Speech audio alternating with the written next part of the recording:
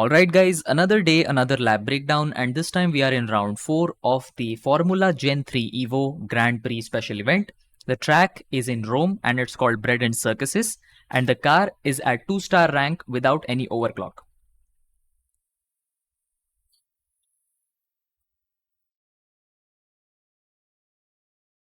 Now, this is a short track but it's quite technical. So for starters, around the first bend, you have to take it as smoothly as possible. I would suggest you guys, if you are new to this track, uh, or if you are getting to grips with this game on manual controls, it's best to even if you steer slightly wider, it will still be fine.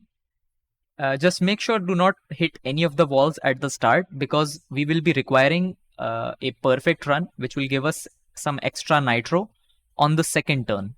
So you might want to be careful about that. As you are collecting this nitro bottle, I use this as a visual indicator, this box. As soon as I break this box, that's when I apply orange nitro. And I go over this entire dirt patch, which would otherwise slow me down. So I get up to full speed with the initial bit of nitro. Now there are two approaches here. You can either go wide and steer into the corner with a good racing line, but I assume that a lot of people will have a hard time pulling that off. But like I said at the start, this track is short but technical. So you might want to do it like this with 2 nitro punches right around the corner. So what exactly do I do here?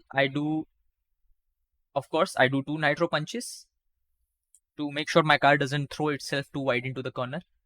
And right around this part, right around this, I use this as a visual cue.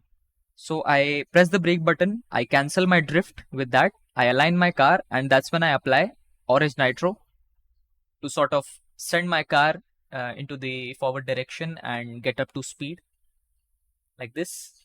Now I save some nitro here by just pressing the brake button in a straight line. Now there are two different approaches for this ramp as well. In several tries, I try to take it low. At first, I was experimenting, so I tried to take it low, and it seemed to work just as well as taking it at a very steep angle. But this, I think, most people will be comfortable with pulling off, so I do it like this, keeping it nice and easy. One thing you also want to ensure as you are practicing this section, you don't want to swerve too much to the left and too much to the right, because ultimately that will be adding extra time to your final time, which is bad. Even the smallest inputs make very big differences, very significant differences. And especially in the case of a short track like this, it's very important that you try to maintain a sharp racing line for as long as possible, or actually throughout the entire race, basically. So off this ramp, I apply shockwave. As soon as I land, I again nitro punch and then shockwave of this ramp. As you can see, because of shockwave, it starts to accelerate as soon as I touch this ramp. It's something that is a unique quirk on some cars in this game. I will use this elevation to my advantage to get up to speed and keep this airspeed for as long as possible. I'm extending my air time basically like that. As soon as I land, I go straight, try to conserve that nitro.